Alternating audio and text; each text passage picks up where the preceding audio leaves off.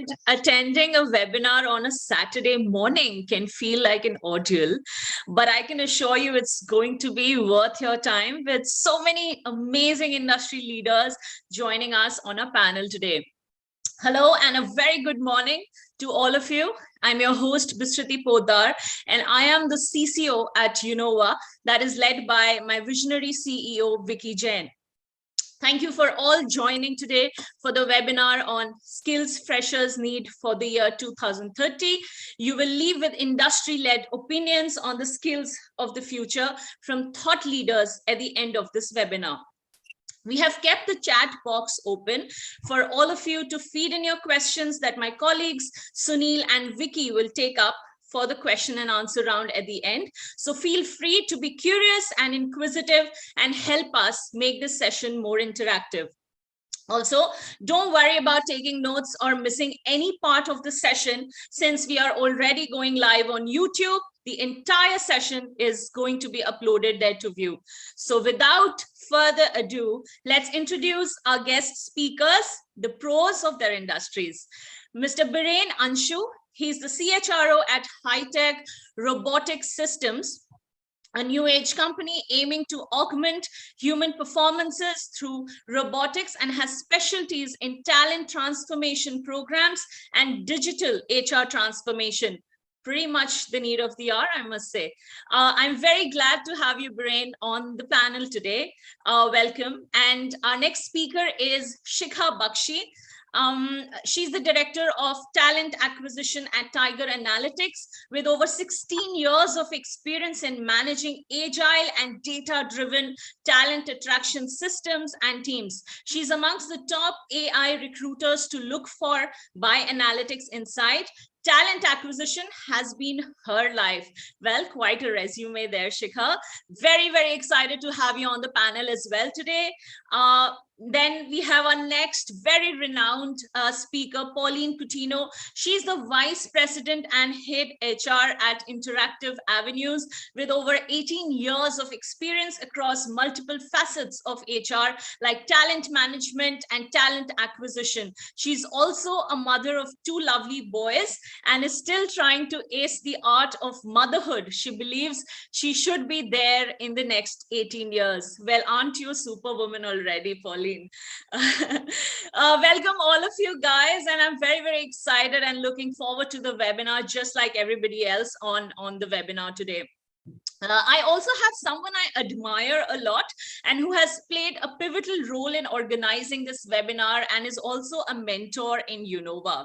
Mr. Ranu Parwal, he's the founder of Skills Connect and Accura Solutions, which focuses predominantly on hiring space. They have digitized campus hirings for 10,000 plus colleges across 1,000 plus cities and are helping corporates hire freshers from their doorsteps. Ranu sir comes with 20 plus years of industry experience and had his last stint at Wiesmann Forex as COO and business head. So I would now quickly like to summarize our agenda before getting head on with the session. Guys, we would be covering aspects like deciphering the most common skills freshers and young graduates need today to be future ready, jobs that might not exist in the next 1 or 2 decades and how AI will replace them, challenges HR heads face on a day-to-day basis while bridging the talent gap and identifying avenues to build more capable talents. Let's start the webinar then. Pauline, I would like to know your thoughts on which skills do you think are going to be the most demanding by 2030? And then after Pauline, Biren and Shikha can also add in their inputs as well. Thanks for the lovely intro, and thank you all of you for being here on a Saturday morning. Very quickly, coming to the question that you've asked, what skills do you think are the most demanding by 2030? It takes me back to the days when, we would hire a receptionist and the only skill that we would look at would be, does the person speak English and speak it fluently, right? From then to checking whether the person had skills on being able to take notes and be well versant with the laptop. And from then to now, whether the person is socially aware, whether the person is present on LinkedIn, how socially fluent the person is, um, can he or she manage the digital world, so be it. So the world of work is constantly under the state of flux, right? I think the skills that were required yesterday are very different from what is required today, and will be very different from what is required tomorrow, right? I like it. I would like to bucket it into two sets of skills. One is the hard skills, more functional in nature, and the other would be soft skills. So when it comes to hard skills, I think the topmost in my mind would be being digitally fluent, right? The ability to work, navigate fluently in the digital world, be it using of tools, applications, software, devices, whatever it may be, right? Second, AI. AI is the big talk of the town. Rapid advances have been made in the field of AI and machine learning, right? And I think that's one of the key drivers in the fourth industrial revolution as we speak, right? So knowledge of that, not only knowledge but application of that would be one of the highly desired skills. And the third is when it comes to hard skills is data literacy, right? Data is now one of the most valuable business assets, which means organizations want to employ people that are able to take data and use it effectively, right? So those three in my mind are the top hard skills required. There'll be a whole list depending on what specialization you take, which field are you from, and so on and so forth, right? The top couple of soft skills that I think are required is high on the list is emotional intelligence. I don't think artificial intelligence can ever replace this, right? Emotional intelligence is your ability to express, take control of emotions, see how your emotions impact others, and manage those emotions accordingly. So high on the list of soft skills would be emotional intelligence, creativity, right? Again, no AI driven machine can paint as well as Picasso did, right? Creativity will be the most desirable skills of the future, right? While we change routine tasks into machines, creativity will always be there and remain. And I think critical thinking is another aspect that I think, analyzing situations based on the evidence rather than hearsay, right? Summing up, while we put all this in perspective, one thing again from a softer aspect that will remain is your resilience, right? How do you adapt to change? Adapting to change is key all the way along, right? With that, I'll have the other speakers share their perspective as well. Thank you. Thank you, Pauline. I think you have summed up beautifully all that, not just a fresher, but I think a person in any point of time would need to have in order to do well.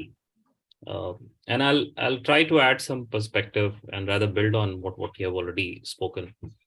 I was going through a recent report, and it was talking about how the future of jobs is going to look like in terms of the kind of jobs that are going to get created. And there's a prediction that in next 5 years, 85 million new jobs would be created, and another jobs that perhaps would get obsolete. The conundrum is the jobs that are getting obsolete would be for people who are in a different age bracket, and the jobs that are going to get created would be for entry-level professionals, freshers, and new skill workforce. And the reason why these jobs would be created is because of the sectors that are going to see evolution in years to follow. And one major thrust, like you spoke about, would be the presence of technology and digital in how new industries would get created. And that's where the segment of jobs would created. And therefore, you have already summed up hard and soft skills. I think while there's no prescription for the choice of functional skill that a person would want to take, I see evolution of skills becoming more techno-functional in nature.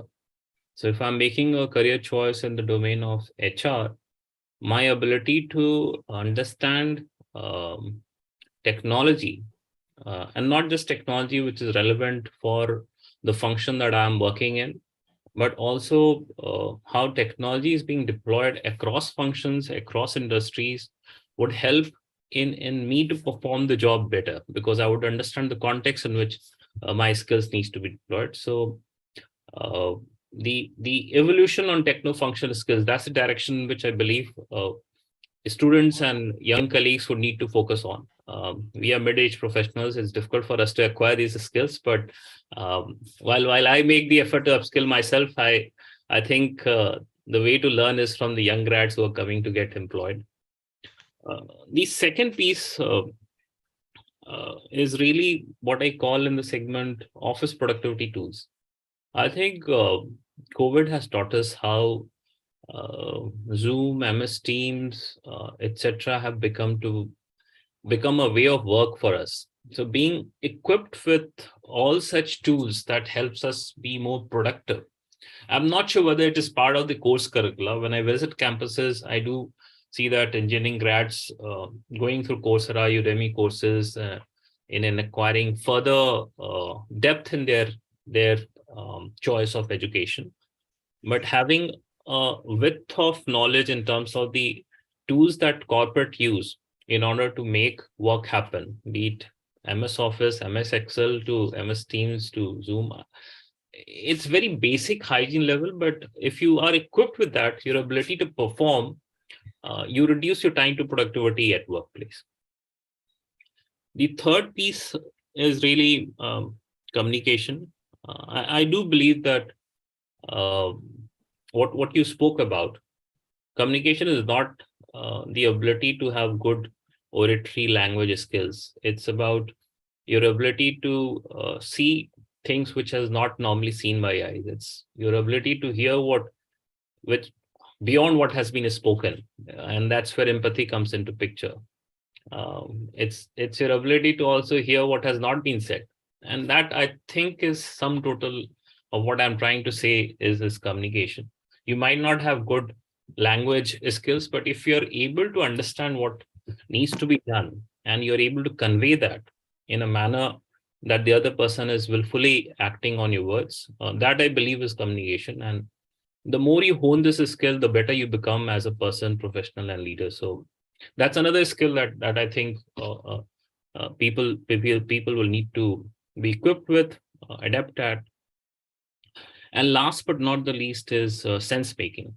I think common sense is important, but my ability to make sense of the context that I'm in, make sense of business that I'm in, and then apply that in the function that I'm in, and apply that beautifully to the problems that needs to be solved. And you talked about critical problem solving. I think when you have a good way of making sense and try to address the problem in the domain that you're working, you learn on the job and you also upskill yourself. So broadly, these 4 or 5 things, if it's happening along with what you have just spoken, is a good way of really looking at how professionals and young grads can actually improve themselves and be successful and be productive at work.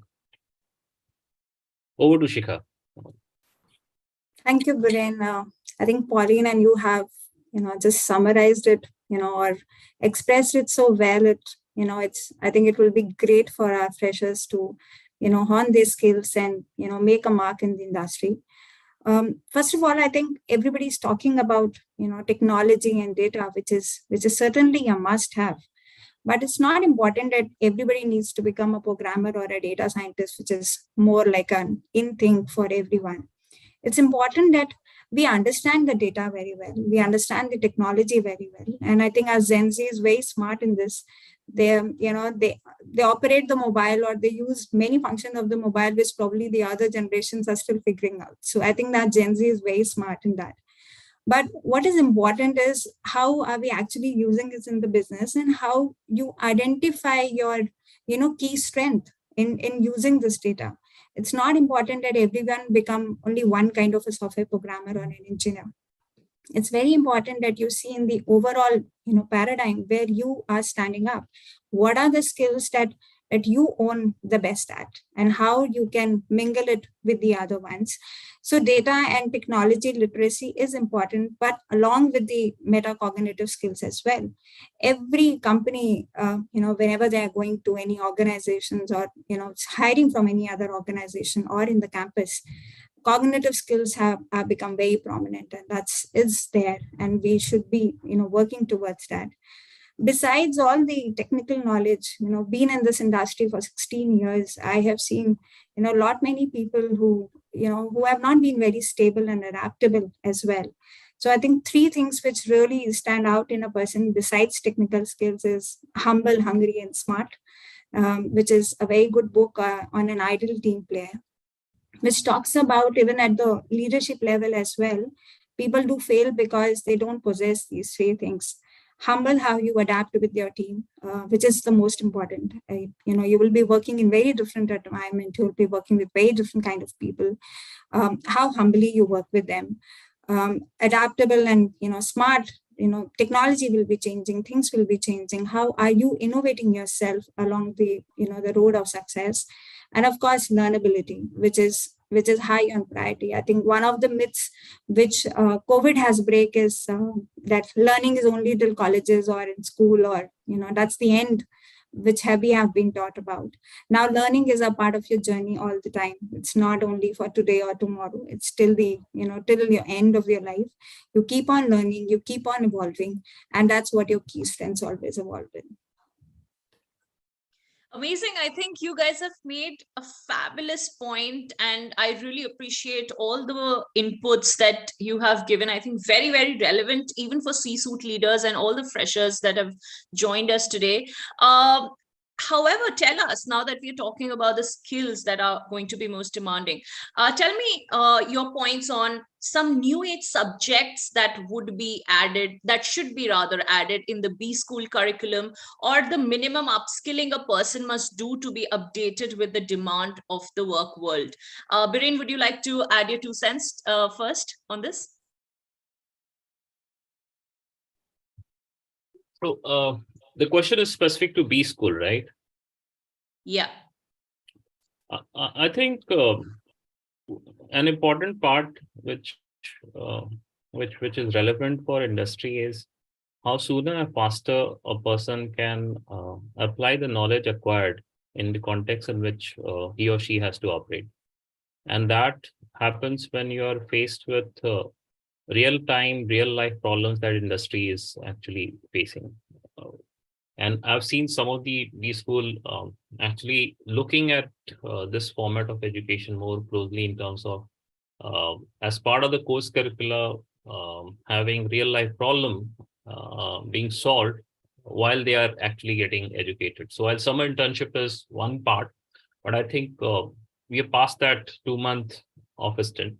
It's really important that the regular course curricula that kids are taught in these schools has real life business context problem that they can actually solve while they are getting educated, and more field immersion, more application oriented, more problem solving oriented structure of course curricula will help in preparing B school graduates for the context in which they would operate once they become part of the industry. So that is my one single recommendation. It's not really new skill to be added, but more an exposure of actual problems industry is facing early into their course, being part of the course curriculum. So that's my, I think, pragmatic, practical recommendation for addition.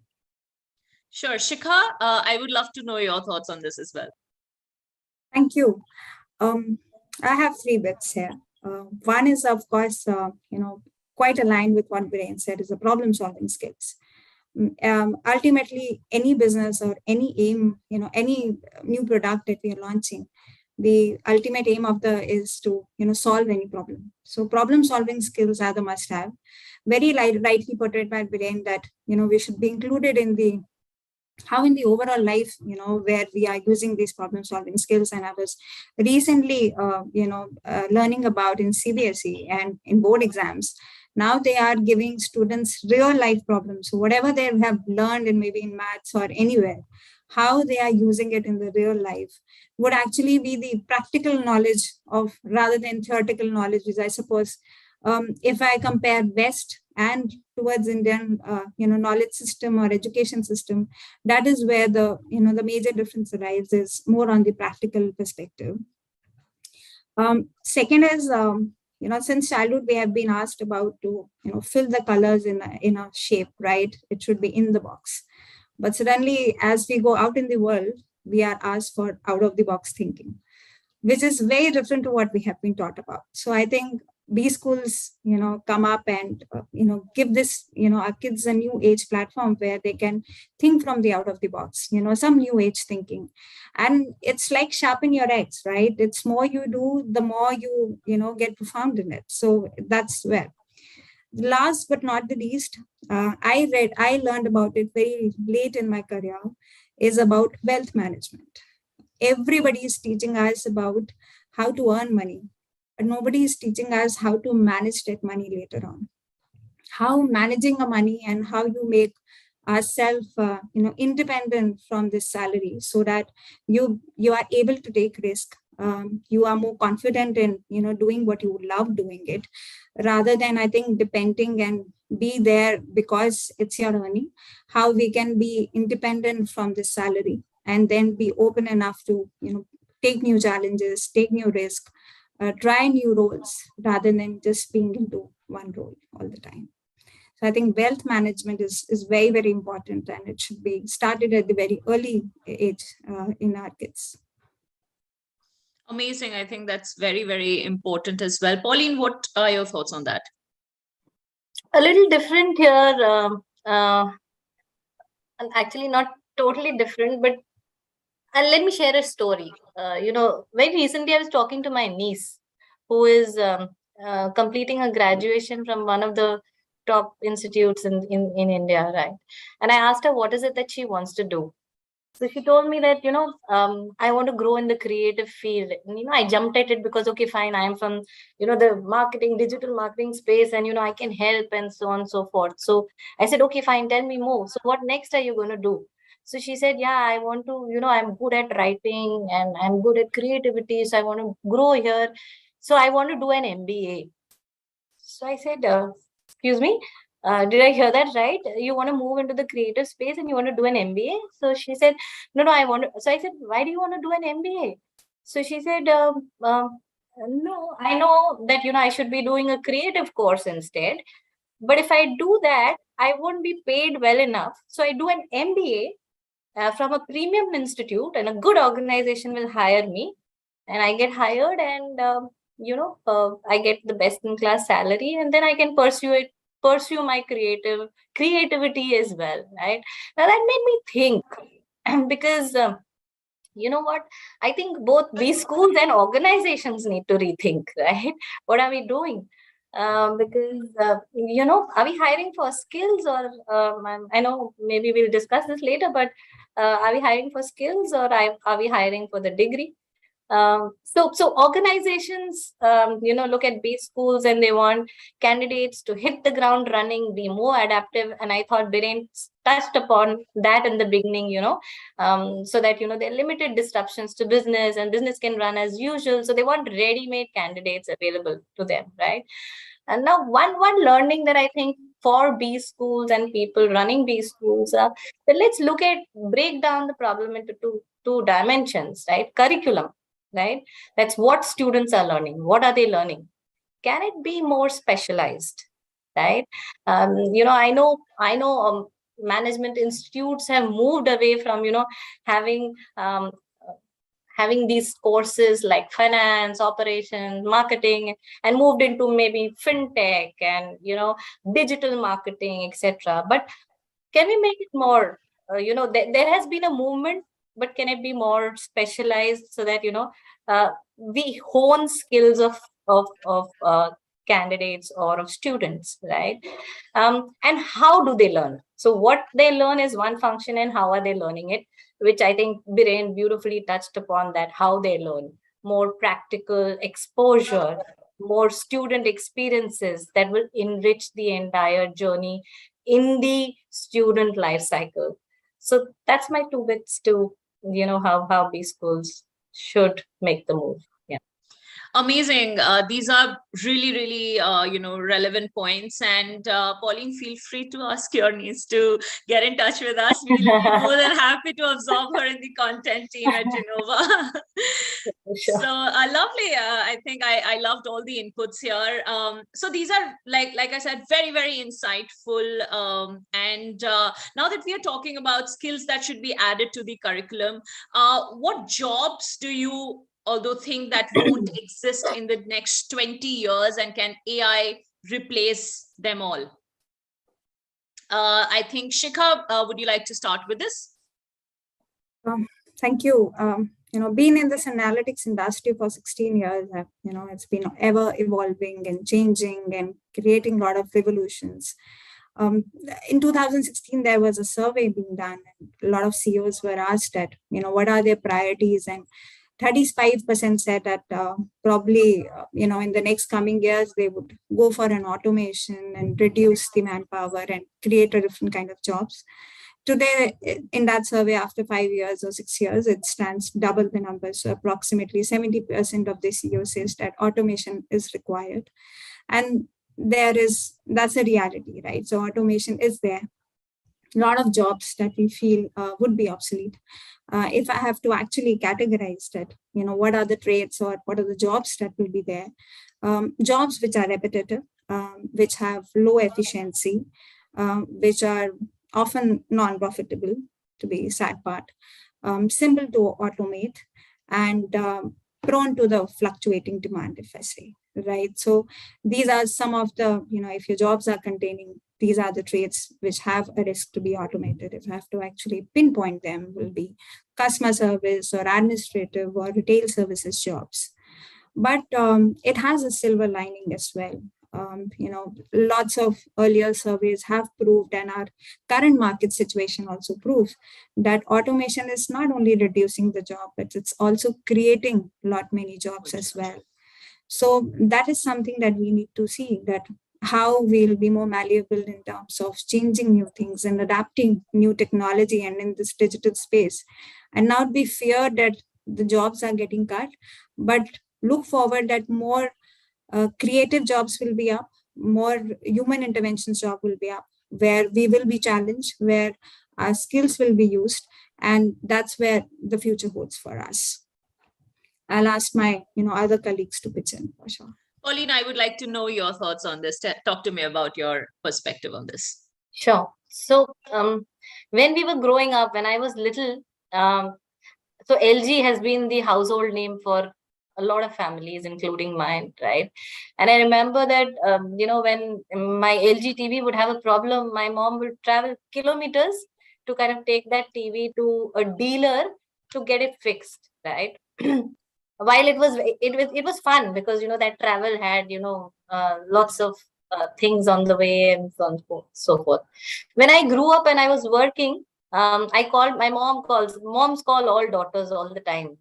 They are the first point customer service executives. So she called me and said, okay, fine, this is giving a problem. So my solve to her was, what, mom, LG has introduced this toll-free number. Why don't you call there, right? And of late, recently, now 20 years hence, right, I read about LG service and say AI-powered LG proactive service for Wi-Fi enabled home appliances. Wow, like that's the move, right? So in the last few decades, as I feel, is computers, robots, automation have changed the nature of roles, right, in almost every job. Right, automation, artificial intelligence is the new revolution. It's the new revolution, transforming all jobs in every industry. I don't think there's an industry that is not touched yet, right? There's this fear that automation will transform and take away a lot of jobs. Yes, of course it will, but I completely agree with Shikha that it will create more avenues as well, right? So jobs involving. So let me talk about where are the opportunities created? Jobs involving high level of human interaction, strategic interpretation, like she said, creative jobs, critical decision makers, highly specialized skill sets, subject matter experts. I don't think can be replaced by automation any soon. So Shikha, lawyers will not go away anytime soon. So, leadership roles, medical professionals, HR. So for all the HR fraternity hearing me, there needs to be a personal touch. So I think HR is here to stay for longer. Yeah, but yeah, Viren, happy to hear from you. Thank you, Pauline, Shikha. I think the context has already been set, that jobs which are dull, repetitive, monotonous, repeatable, and to a certain degree, which requires intelligence to be applied, those jobs most likely will become obsolete. I'll just add another factor to it, and that is a country's how developed the economy is, because that there's always that business call that gets taken, cost of labor versus cost of automation. And as long as the equation is favorable towards automation, investment happens. And if the overall trend is towards that, then these automations also require large capex and opex cost when you are looking at large scale industrial automation. And economies which are still at a certain stage of evolution, large scale automation adoption in industry is something which is a challenge, and there's a shift that happens. And I think our economy is at the right moment when that shift in our country is also going to happen in that space. So yes, I agree, and the story beautifully captured that you shared. In my own experience, I remember up till 8 years back when I was driving a petrol car, Maruti के service station पे जाते थे, तो service engineer will take notes from you कि क्या दिक्कत है. Now when my electric car goes, he plugs in a device and a laptop, throws up all the past details and the issues that are there in the car, and then the computer advises on what is the problem with your vehicle. And that, I think, would be the trend that will remain in all the sectors, and it will create your jobs. At the same time, some jobs will become obsolete. Not some, I think good number of jobs will become obsolete. And therein lies the message to the audience which has joined us today. Choose to be part of the sectors which are going to determine the nature of jobs that will be adopted, created, not just by that industry, but rest of the industry. And of course, automation, AI, ML, computer visioning, path mapping, all of SLAM, etc., will play a big role. And our current institution systems that we have got still is trying to evolve and become ready. I think I was having a word with Ranu about how when I have to go and visit campuses and pick up somebody who has a ROS qualification, it's a challenge. Engineering institutions are still not talking about robotics, software as a mandatory course, because there's investment that is required. You're still talking about basic development and application courses, code level, but ROS is a mandatory course in a developed economy and a developed system setup. So to cut a long story short, I think it's an evolution and a journey. We have started making that journey. There are jobs that will get obsolete, jobs would get created in the segment and domain that we just spoke about. Yeah. Awesome, I think. Yeah, awesome. I think changes then is very well good. Very, very truly valuable inputs there. Biren, I would now like to know about how is the pandemic effect on the demand for reskilling and upskilling current talent in companies, according to you then? The pandemic, what it did was, it shifted the focus from organization to the individual in more ways than one. The need for upskilling and some of the actions that companies took during pandemic, one realization that followed was, I need to be an owner of my skill set. I need to upskill myself in order to ensure job security for myself. And that shift is something that is quite palpable in some of the reports that are out there. I was just going through a World Economic Council report, and it mentioned that during pandemic times, there is a 9x increase in employees' uptake of digital courses.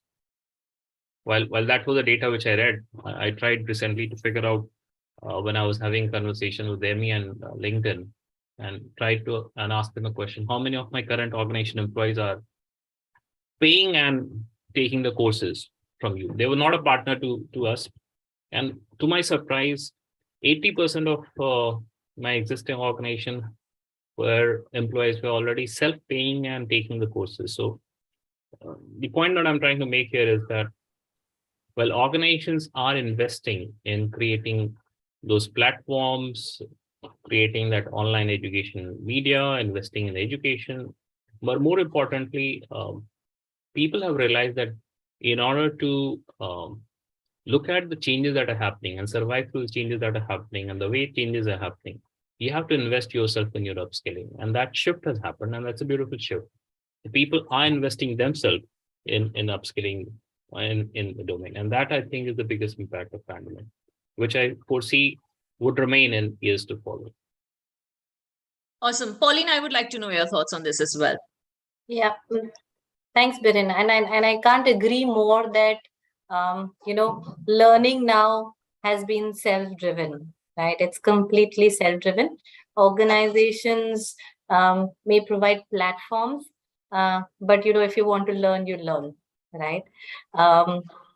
So the pandemic has not only affected organizations. I visited my child's school for a workshop recently. And I think given this group is, more educational, and I'm sure there'll be teachers here as well, and faculty members. In one of the experience sharing sessions, one of the teachers told us that, how the pandemic has changed their lives. She went on to narrate that, that there were teachers who had never opened a laptop in their lives, right? And now were expected to deliver online sessions as of day before yesterday, right? And they did it. They adapted and they delivered it beautifully, right? I can't agree more because I'm a parent and I've seen how they've done it, right? So organizations are no different. Pandemic affected us just the same, right? We suddenly moved into a work from home setup, grappling with, how to ensure, people have assets to work, right? But we gradually moved, right? We moved from a classroom where learning, only happened in the classroom. There were, of course, virtual sessions, but learning primarily happened in the classroom. We moved from that traditional way of learning into, virtual setups. Freshers who, used to feed out of on-the-job training were now put into some virtual setup where cameras, of course, used to be off, right? And people were expected to learn on their first job that way, but the ones who wanted to learn, and I'm specifically saying wanted to because relating to what Bireen said, that it's very individual specific, they learned, right? Managers had to learn to lead teams virtually, maintaining that cohesion between teams without having, the benefits of the break times, the coffee breaks, the chai sutta breaks, right? Or building those informal relationships. They had to manage teams in a virtual setup, which was a big thing, right? Organizations changed. They slowly changed, but they did. There were a lot of training institutes who came up quickly, modified the way they present training programs in a virtual setup with more gamification, more interactivity. And I think we did, as an organization, we did a decently well job there.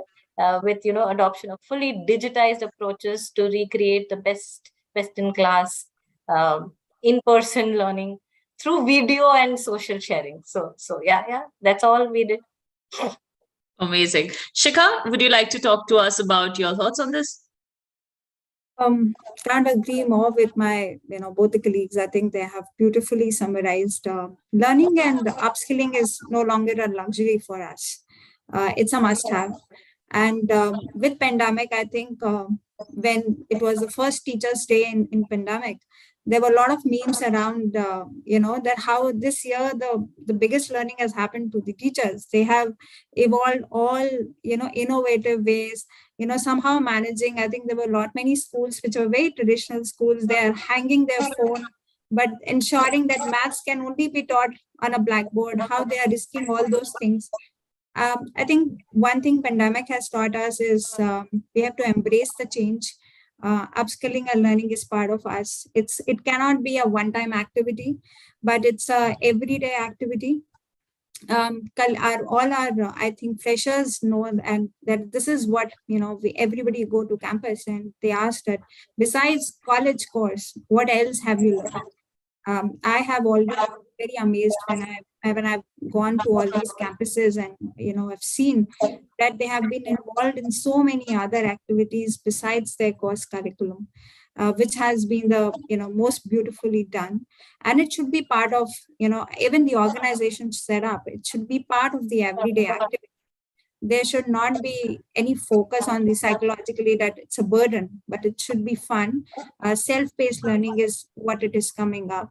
And I think one factor which pandemic has taught also about is, mental balance, and how we, good thinking, how a good environment has always been very up for us.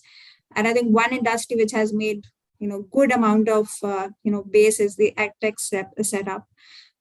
Education plus technology has given us beautiful schools. Then schools can be untraditional ways as well, and that's how the learning has been evolved. Terrific. That those are like really interesting and very very pertinent thoughts and perspectives on that topic.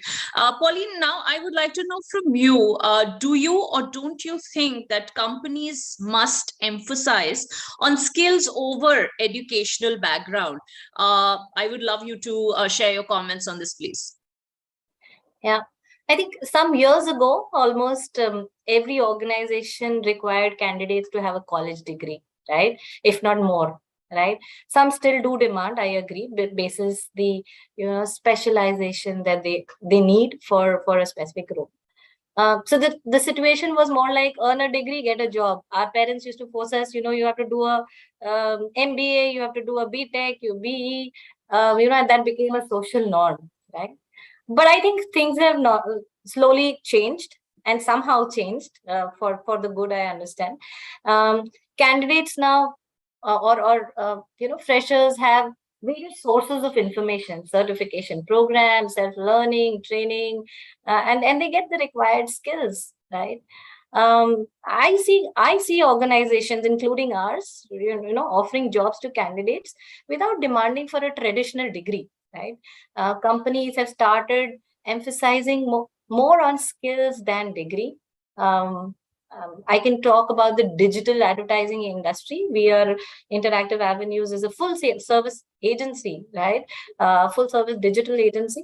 We need highly skilled people, right? We have creative directors, we have media professionals, we have SEO experts, right?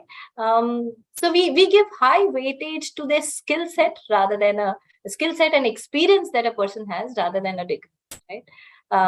Having said that, there would be specialized, like I said, there would be certain roles which maybe need a degree. I think Biren would have more to add there, where you need a degree, right? So, and lastly, I think some of the best CEOs of the world don't have a formal degree.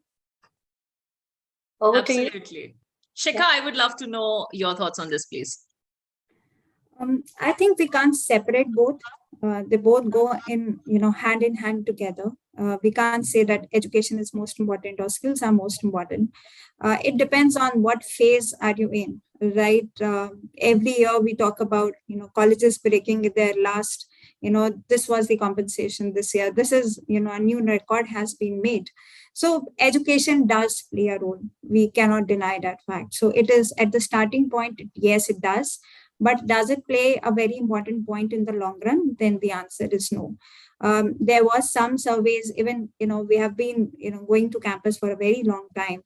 And we did some surveys that whether one campus was better than the other, or, IITs are better than the rest of the ones. And to our surprise, that was not the case. On the job performance was way different to what they performed in the starting of the interview. So, skills, how you're adaptable, how you are learning new things, how you feel happy in your work environment, and what new skills are you grabbing is much more important in the long run as compared where did you start from. So that's what I feel very strongly about. Biren, please talk to us about your perspective on this. Yeah, so it's a difficult question to actually give a straight answer. So, and this would not be an answer. It's a perspective that I want to share. I think while both are important, skills and education, and depends again on how and where it is to be deployed and how it is to be used. Um, and like Pauline mentioned, see, education is not just the formal education. It's not what class 10th, 12th, BSc, MBA. You also get educated in the school of life that you're thrown into. And some of the entrepreneurs who have created, I won't say unicorn, but created business which are sustainable have not had formal education. It was their deep interest, deep passion about creating and solving some of the human problems. And that drove them to create an institution that they created. So uh, I, for one, believe education is not just the school education that happens. It is definitely important, but not a mandatory thing. And in today's world, as our country aspires from a $3 trillion economy to a $25 trillion economy, the hope is really with the young colleagues out there who are in the call and who are not there in the call. Uh, their passion and aspiration about creation and solving some of the human problems that we are facing, be it from education, from the school, or from life, will help us become better. And therefore, coming back to the specific question that you've got, in certain sectors, certain jobs, yes, you can't become part of employment pool unless and until you have formal education. For example, in my own company, in robotics space, if you don't understand a certain element about how AI, how machine learning works, how robotics work, computer visioning, you would not be able to address the question of intelligence that needs to be created through the automation and robots. So yes, in some segment it would be required, that kind of formal education. But if you're interested in that space, so that's where I would like to leave this question. It depends on the situation and context that you are in, and the interest level of the individual who's seeking either education or skill, and the direction of life that he or she would want to choose himself for. Completely agree, all of you, Biren, especially. And I feel that, it also all boils down to the passion and the drive to really create an impact, right? After all. So yeah, terrific. I think brilliant points out there. Now, I am very, very curious to know, since most of you are in the emerging skill set space, what challenges are you facing in terms of identifying the future skill sets, and what measures are you taking in capability building for such emerging talent? I would like to ask Biren to continue your thoughts on this. See,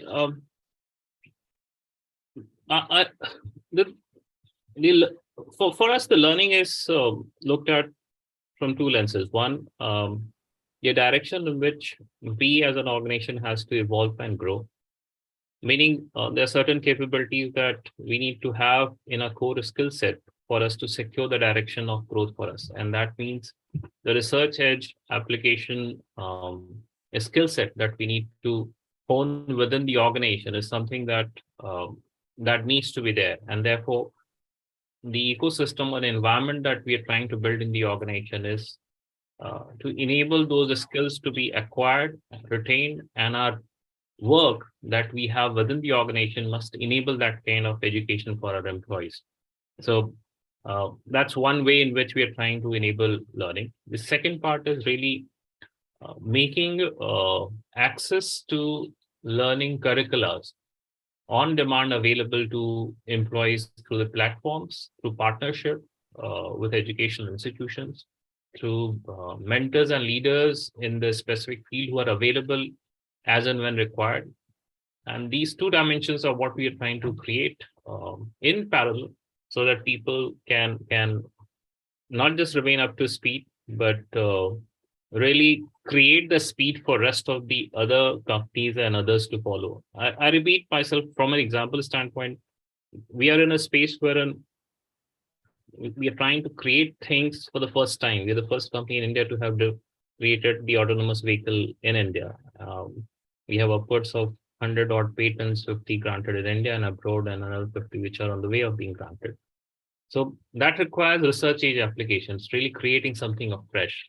And that's slightly deeper in terms of how much you need to put in as an effort. Yeah. Awesome. Shikha, we'd love to know your thoughts on this as well. Thank you. I think Viren has covered very well. As Gen Z is very smart. They are looking for a very well-defined career path, very clear in their expectation, knows very well what they are looking forward for, and of course, a social impact. So hiring that talent to make sure that people know how to learn and are malleable is the most important thing. Most important, I think, once people are in the company, I think how we continue that learning environment and how we ensure that learning is, rather than becoming a psychological burden, becomes a fun part on the job. We should be focusing on the job learnings more, because that's where the practical application will be coming. Trusting to make it part of the curriculum, part of their overall day-to-day activities, self-paced course. Many edtech institutes, I think everybody is tying up with courses from Udemy, Coursera, or LinkedIn on how to give people an autonomy to choose what they want to do. I think that has been the major breakthrough, what we are experiencing, and making sure that we continue in this momentum as well with the changed environment and be more adaptable. Phenomenal. Pauline, what are your thoughts on this, please? Yeah. Talking about digital marketing, it's no longer about optimizing a page or getting a campaign out and tracking clicks. Now the whole story has changed to creating seamless customer journeys, building customer experiences. How do you build compelling content, data insights, and more, right? So it's threefold the way we are looking at it. One is your existing talent pool, right? How do you engage with them better? How do you make the organization a happy place to work for them, so that you're not battling with that whole talent attrition in the times of great resignation, right? So how do you build a culture where people are happy, fill it with learning, fill it with experience, right? So that they stay. So those are your solid, invest in them. So we invest in certifications, programs through the year where people learn and are happy at work, I think. The second segment that we look at is, people bring back talent. You've lost a lot of talent who knows your culture, right? So we have a outreach program called Boomerang, which is specifically for our alumni, where we focus at bringing them back. They understand our culture, they understand our work, they understand what we do. What better way of bringing them back and building on capability, right? And the third is those digital nomads, those freshers in the market, the people who want to switch careers and make a career in digital marketing, given that it's the in thing, right? They are those passionate freshers. You work with them. They are high on passion, high on critical thinking, reasoning, and groom them quickly to take on, roles. So I think that's what we do. Awesome. Very, very interesting to know all your thoughts on this. So I think we would now like to take some Q&As from the audience. But before we do that, Ranu sir or Vicky sir, do you have any inputs, anything that you would like to add before we take on the Q&As for the day?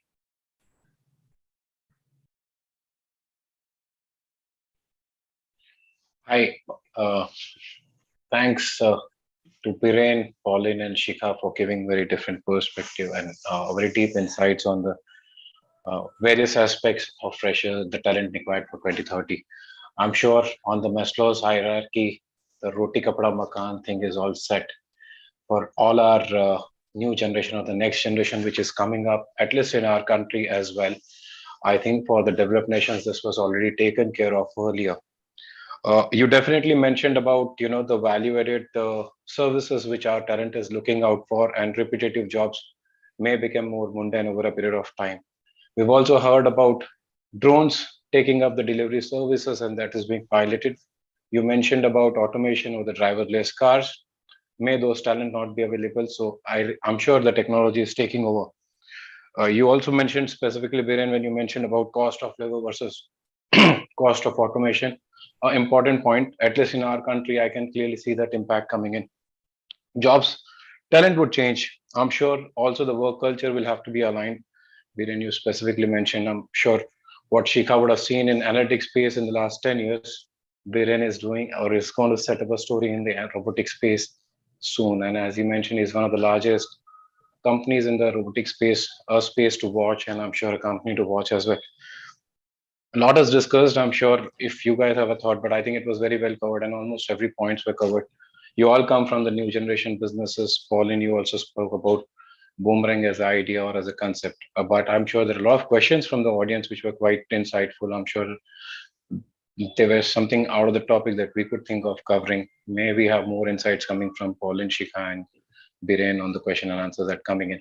Vicky and Sunil, in case you have anything to add. But I think it was a wonderful session, and I would like to stay connected with you guys to look at the trends emerging in the space, because we come from the completely new generation space that's coming in, and there's a lot of learning that comes in with all the webinars and with all the HR heads and our CHROs each time we speak. I couldn't talk today because of certain commitments, so Bisri, thanks for taking over from for today. My pleasure. It's Yep. always a pleasure to be speaking to industry leaders, right? It's very, very insightful perspectives and so much to learn and take away from this webinar, right? Like I said in the beginning, it's worth the time. Thanks. So I'll just, since you asked Vistiti, I'll just add while on this perspective, like skills versus or rather education background or a degree is important or not. Honestly speaking, I these days definitely skills are at a higher weightage. I'll just like to put a very simple, very short story, a real one, which is we hired an engineer who was in second year engineering. He had a drop. We hired him. He was very good. Honestly, a true techie. True techies are actually a rare breed, and you probably will find dropouts to be much more better techies at programming. Compared to what a graduate would be. So we hired him. He was working with us. He still completed his engineering, and the only motivation he told me that I am completing my engineering only to get a better marriage proposal. Rest I do not actually want to, but it is there. So this was just a hilarious one I wanted to share. This is the new age wave. So my thing is, yeah, education is very important. But if you have understood your zeal, or you found your the biggest primary motivating factor with respect to professionalism, then probably education does the degree doesn't make any difference. You've already found your way. You could just pursue that. Just want to share that. Awesome. Thanks a lot, Vicky. That was Vicky, because the undergrads really give their zeal out, and they put in good energy. We are today playing around with Windows. Okay, Bill Gates is a dropout from undergrad college. Okay, some of us might have also ordered something on Zepto. Zepto is an undergrad who dropped out from his college. Okay, and he formed Zepto within 1 year. See what we can see what he has done. Okay, so really the people who are dropping out good to the industry. Okay, I mean they are really building the good concepts and taking it up in the new age economy. Okay, friends, Shikha, Pauline, and Biren, we have some questions. So I just thought we'll take up some of them. Okay, and we still have some time. Okay, some of I think the Zanex people are very excited and have put good questions here. So one of them is coming from Rajesh. he says, what will be the relevance of this digital online universities like upgrades and all? Are corporates accepting them? Are they finding them relevant? The undergrads, the grads who are coming from there. Miren, you want to start? See, I think from a relevancy standpoint, any certification course and which are in the domain of further specialization in the field that you are working in, those certifications are relevant. Meaning, if let's say we're talking about a course on marketing, and if it specifically focuses on product marketing, focusing on the entire life cycle journey for a new product development, right up to the stage wherein 0 to 1 journey for a startup is, that context is getting covered. That's the kind of course which a marketing professional in a startup would be excited to actually take. And if those courses, those kind of application courses are there, then it would find relevance in the industry. And there are enough and many such courses which are out there. And there is also a definite shortage that is there in terms of the industry needing such a specific certification. So I think the courses which have an application and usage are the ones which would be of relevance to the industry. Okay. Shikha, would you like to take this up and throw some light on this? This being something which is new in the trend in the industry. Thanks, Sunil. First of all, learning should not be only with respect of getting a job, right? It adds in your overall personality. It adds in your conversation when you speak to someone, or you giving an interview, which is the ultimate aim.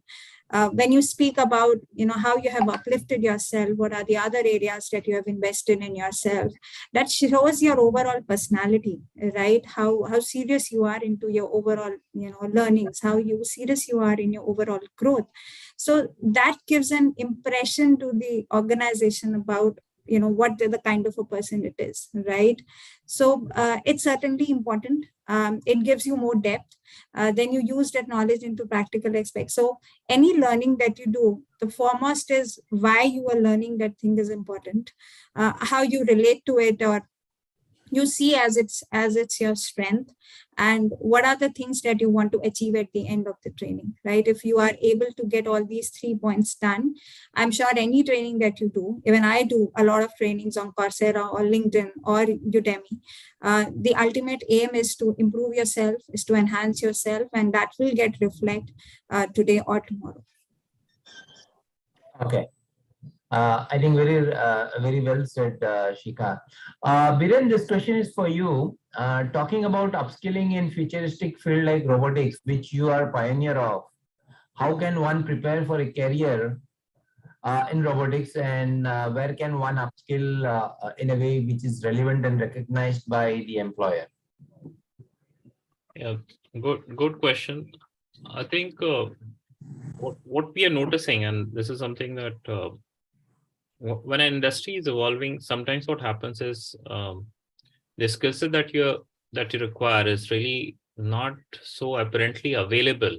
If had it been hiring a mechanical engineer, a computer science graduate, that's easy to actually get, because that entire infrastructure education system is set up in your country for that kind of qualification pool to be available. But when it comes to an industry which is taking shape, the courses are not easily available, and those candidates, those people who are willing to join robotics space, there are some institutions in our country which offers these courses like IIT Delhi, and if you want to do pursue further, which is what is happening, you go and pursue your PhDs in Germany or US, and then come back and get into the employment pool in this space. Some of the cutting edge research work is happening in America, in Europe market, and in countries like India, which are creating such solution application here. So we have to actually hire from Germany and US educated colleagues in some of the specific domains that we are looking people for. I think the universities in Europe, Germany, and US, they have been ahead in robotics. That's the reason we are depending upon them. That's what you're trying to say. Yeah, the industry has seen evolution.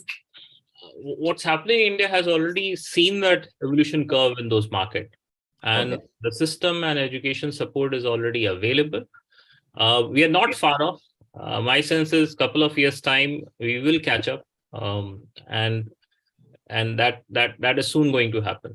We are partnering with some of the education campuses in India. I see this problem not a long-term problem, but a temporary glitch. True, I think we have already developed robotics in a lot of areas, which is exclusively handled in the Indian segment scenario. Because I was talking to one Balaji Vishwanathan. Okay, I mean he had developed a robotic for HDFC Bank from a marketing perspective, where it was launched by Ivanka Trump when she was here in Hyderabad. Okay, so a lot of initiatives have already started in this domain in India too.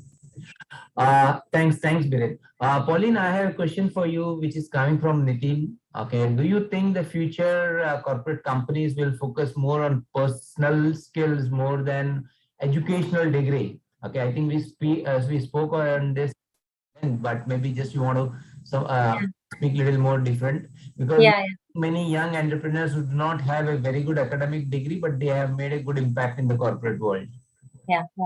Yeah, I think we've already spoken about this, saying that, skills will be important, right?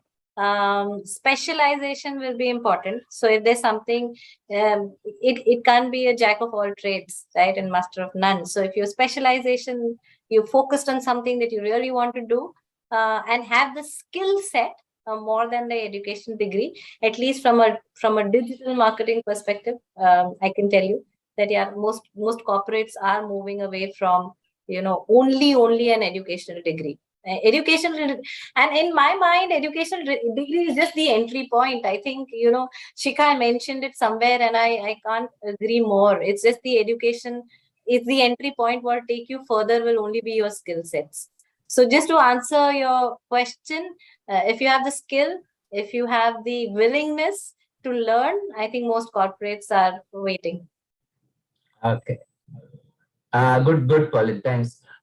This question is for you, Biren. The next one. You mentioned cost of labor versus cost of automation is what so you are into most evolving technology. How do you see the adaptability of such technologies in India and Africa, kind of developing nation? Kenya was the first country to go more than 80% in digital payments, etc. Okay, so how do you see the adaptability of such technologies here? See, I mean, most of you would have heard about technology adoption curve. So every industry, when which is a tech-based industry, the technology needs to be adopted, and these are early adopters. Once the early adopters, risk takers, had adopted those tech, it becomes part of norm in the economy. So that's one point that I want to leave here. The other part is, see, it's also to do with how your country evolves and grows, and how are the supporting infrastructure and ecosystem evolves together. And I think our country is evolving. That journey has started. There's still some distance to follow, but that journey has started. And as the pace of this evolution increases, the adoption of tech and automation will also increase. And this equation between cost of labor and cost of automation would start becoming more favorable towards automation, and more deployment and applications will start happening. And that, I think, is something that would be true for us. I would not pick one specific example of digital payments in Kenya. That digital payments picked up globally, not just in Kenya, India, across when pandemic happened. The transition from a certain mode of cash-based transaction shifted to a digital form of transaction. That's true because of the force majeure situation that existed. That cannot be used as an example of how tech adoption would happen in economies and industries across. Okay. Thanks, Biren. Next question is for you, Shikha. This is after part of the automation which the Neha is mentioning here, Neha Pawar. Is there any change expected due to metaverse, which is coming up, let's say, next decade or so? What kind of changes the corporates would see because of metaverse in the HR or any domain, any other domain? I think our technology is evolving very fast, and aspects like metaverse are, of course, changing the whole world for us. Few years back when we started, I was very at a very early stage.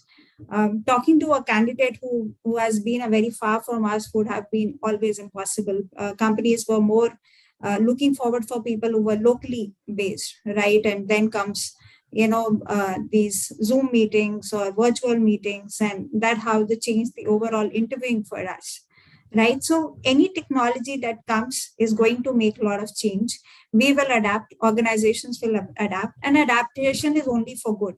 How you evolve with this, how you take changes, embrace those changes with a good intention. For example, I was looking forward for one of the areas where organizations will, rather than seeing a candidate just on the screen, there will be a hologram image as well. So rather than an interaction to a camera where there is signal problems or voice problems, it will be so advanced that you will feel that the person is just sitting in front. So that opens the doors to so many people, so many, you are no longer to be said that, okay, I belong from a very small town, and that's why opportunities are not knocking my door. Those boundaries are limitless. We have become a global village, and such technologies will only make it better. Yeah, very true, Shikha. I am moving on to the next question, which is put by Satyam, but I'll just read out the question, but I think panel has already answered that. In case anybody wants to add to it, maybe just pick that up. How do you see online certification done by your candidates, and do you look at the place from where they have completed their certification? YouTube also provides a lot of content for free, which while such branded course comes at a cost. I think some of this was already answered. Anybody wants to take this up, or we move further? Okay, we move to the next question. I don't have the name which is coming from here who has put this question, but there are multiple questions coming from this person. This is Viren for you. From robotics perspective, do you see automation reducing the employment in short or long term? See, I think at the opening, when I talked about a report from World Economic Council on future of work, I did allude to the number that next 5 years, close to 85 million jobs would be created on account of new age automation related work that would get created. At the same time, because industry would be shifting towards a newer way of working, new industries would created. There's an equal number of jobs that will also become obsolete. So having said that, it's not something that is happening only now. This is something that has been happening since Industrial Revolution, or perhaps when man discovered newer ways of doing things. So this is always going to be a situation that we would be facing.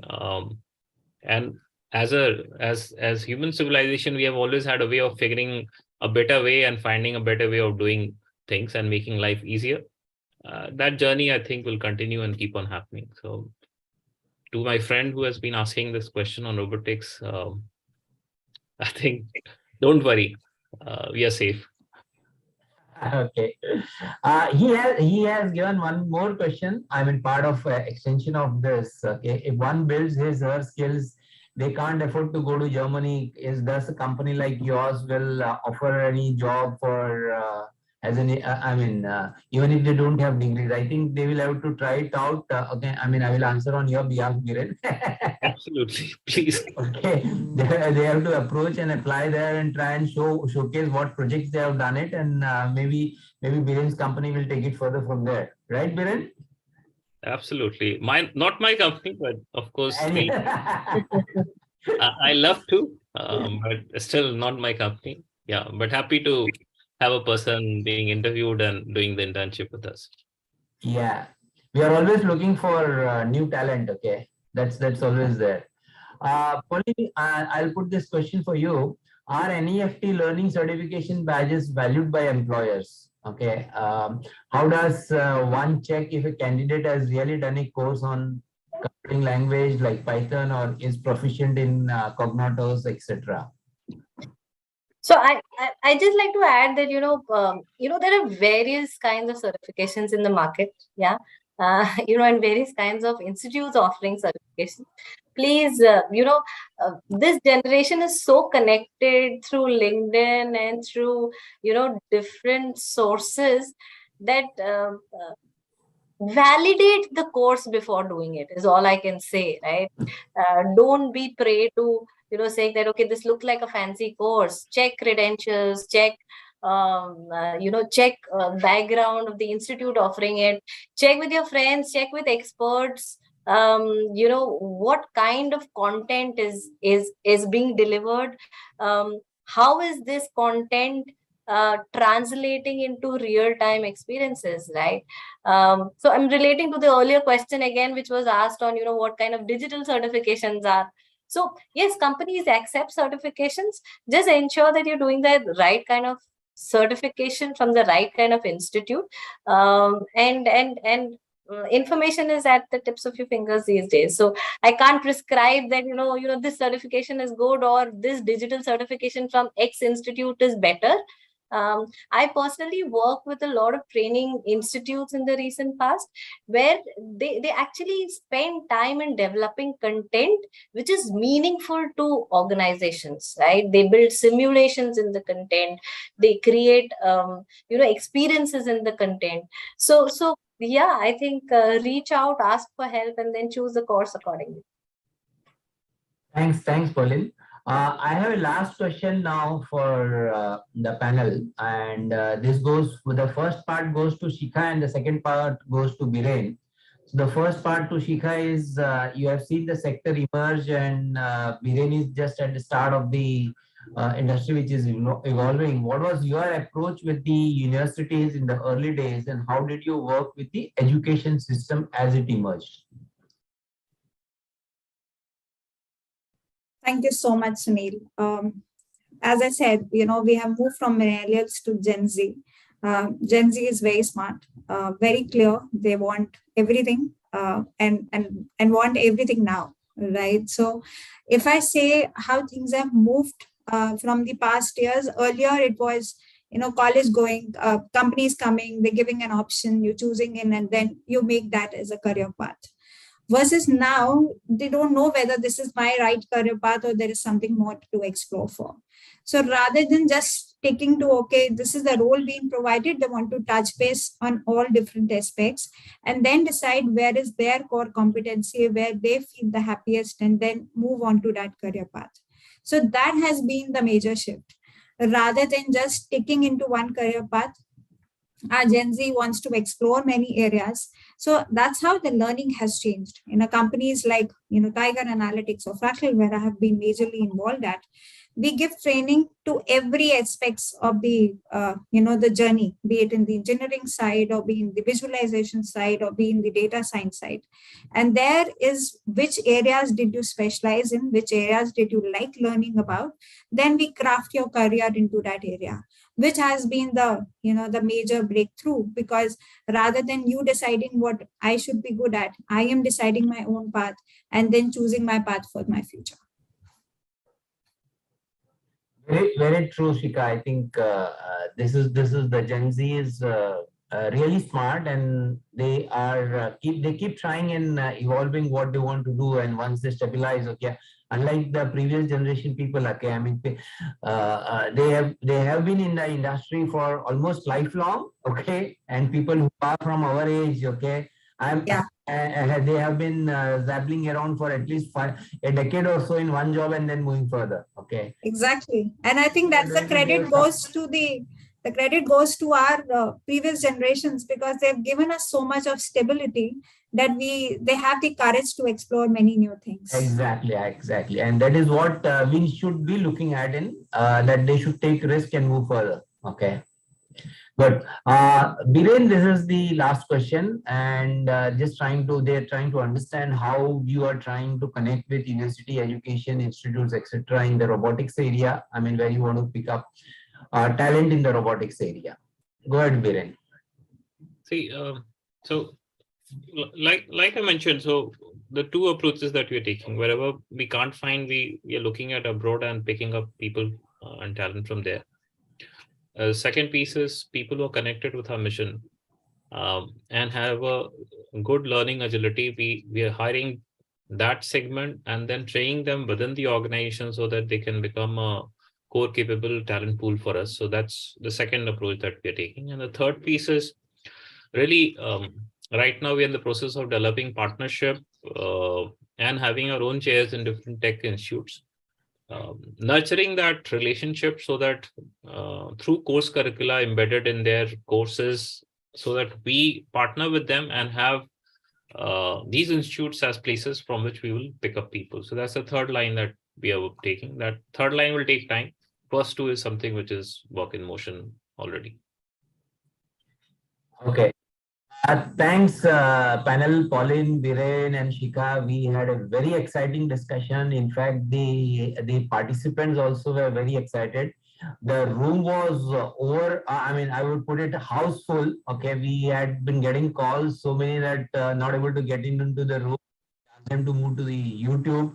Vicky will just confirm what kind of crowd we had, what size of numbers what we had. But it was very exciting talking to you all on a Saturday morning. Thanks all. Vicky? Yeah.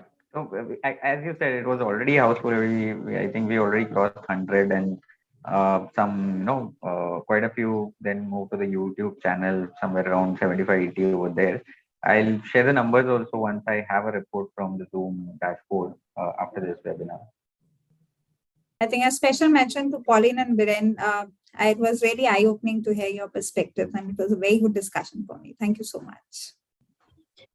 Humble, Shikha, but I think you were equally participative, and your perspectives were equally enlightening. But yeah, good panel. Thank you. I think it was a good experience being a part of it. Thank you, Vicky, Rano, and the entire team, the ACE team, Sunil, Bistri. You guys have heard us and had us a part of the panel. It was an experience in itself. Thank you.